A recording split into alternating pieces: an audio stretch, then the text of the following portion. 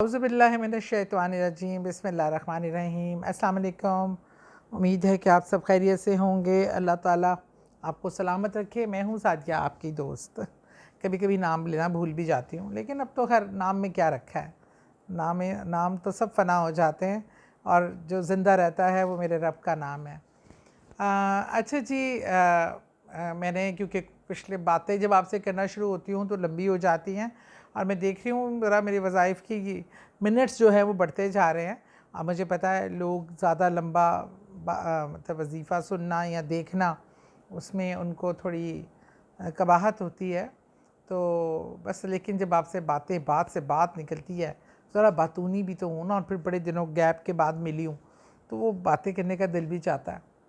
और इस वजह से अच्छा, आपको पता है ज़िलहज का महीना जाने को है, रुखसती पे है।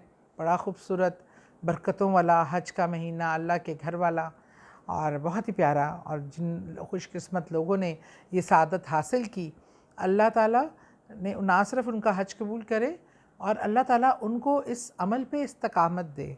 वो जो गुनाह बख्शवा के आए हैं और आगे अल्लाह से वादा करके आए हैं कि वो अल्लाह के मुताबिक ज़िंदगी गुजारेंगे, तो अल्लाह ताला हमें उस पर इस्तकामत दे के वो उस पर कायम रहें। और ये हज सिर्फ़ अलहाज लिखने के लिए ना हो, अमली तौर पर हम उस पर अमल दरामद कर सकें जो सबक हज हमें देता है।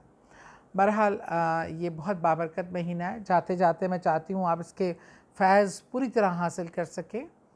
29 ज़िलहज आने को है और 29 ज़िलहज के लिए पैसों का मसला, जो एक कर्ज़े आपने लिए हुए हैं या आपके पैसे लेके कोई खा गया और पैसे नहीं मिल रहे, या आपको एक ऐसी उम्मीद है, आपके ख़राजात या माशी मामले ऐसे हैं कि आप चाहते हैं कि गैब से मदद हो जाए, आपकी कोई ऐसा सोर्स से मदद हो जाए जो आपने शायद सोचा भी ना हो कि ये सोर्स आपकी मदद कर सकता है।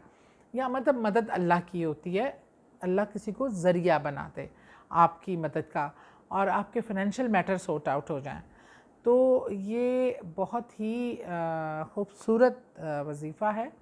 हाँ, इस वजीफ़े का थोड़ा प्रोटोकॉल है। हम क्या कहते हैं, वज़ाइफ़ चलते फिरते मैं आसान बताने की कोशिश करती हूँ, लेकिन कुछ वजीफ़े के प्रोटोकॉल होते हैं जिनमें आपने किसी से बात ना करना, बावजू हो के कोई टाइम फ्रेम होता है उसमें पढ़ना, ये चीज़ें ज़रूरी होती हैं। हर चीज़ का, हर बीमारी का अलग इलाज है, हर बीमारी को हैंडल करने के अलग प्रोटोकॉल्स होते हैं। इसी तरह वज़ाइफ़ के भी अलग प्रोटोकॉल्स होते हैं। और सबसे बड़ी बात ये कि इस ईमान के साथ, यकीन के साथ कि यह अल्लाह का कलाम है, इसको पढ़ने से हम अल्लाह से जब मांगेंगे तो अल्लाह ताला हमारी ज़रूरत को ज़रूर पूरा करेगा। ये ईमान ज़रूरी है, नीयत खालिस होना ज़रूरी है और तरीक़ेकार जो बताया जाए उसको अडॉप्ट करना ज़रूरी है। और कोई भी वजीफ़ा जब करें तो उसका हदिया, जो भी आप हस्बे तौफ़ीक बच्चों को बांटना चाहें मीठा, कोई किसी गरीब की मदद 10 से ले के, मतलब जो आपकी हैसियत है, जो आप दे सकते हैं, वो किसी को ज़रूर हदिये के तौर पे निकाल दीजिए। ये मैं बारहा कहती हूँ, प्लीज़ कर दिया कीजिए, ये बहुत अच्छा होता है। अच्छा जी, मुख्तसर सा वैसे तो वजीफ़ा है, ये असर की नमाज के फ़ौरन बाद आपने बैठना है, लेकिन इस वजीफ़े के दौरान आपने किसी से गुफ्तगू नहीं करनी, क्योंकि अगर गुफ्तगू आप करते हैं तो वो आपको वजीफ़ा वापस वहीं से शुरू करना पड़ेगा, दोबारा से शुरू करना पड़ेगा।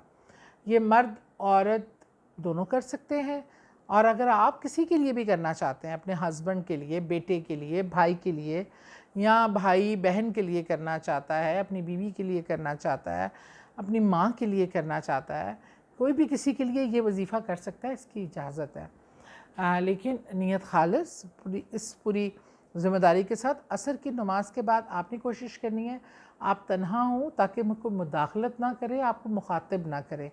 और ये चीज़ जिसका नाम फ़ोन है, इसको अपने से कोसों दूर रखें, क्योंकि ये आपको इंटरप्ट करेगा।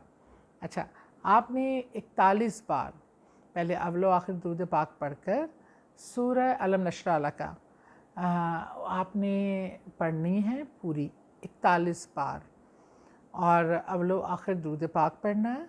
और उसके बाद आपने अपने फ़ाइनेंशियल मसले, जो मसले हैं, उनके लिए दुआ करनी है। और आप देखेंगे इंशाअल्लाह इसका इतना जल्दी आपको रिस्पॉन्ड मिलेगा। कहने वाले तो कहते हैं कि मगरिब की नमाज से पहले पहले आपका मसला हल हो जाएगा, पर अल्लाह बेहतर जानता है, अल्लाह गैब का इल्म रखता है, अल्लाह ने वक्त मुकर्रर किया हुआ है।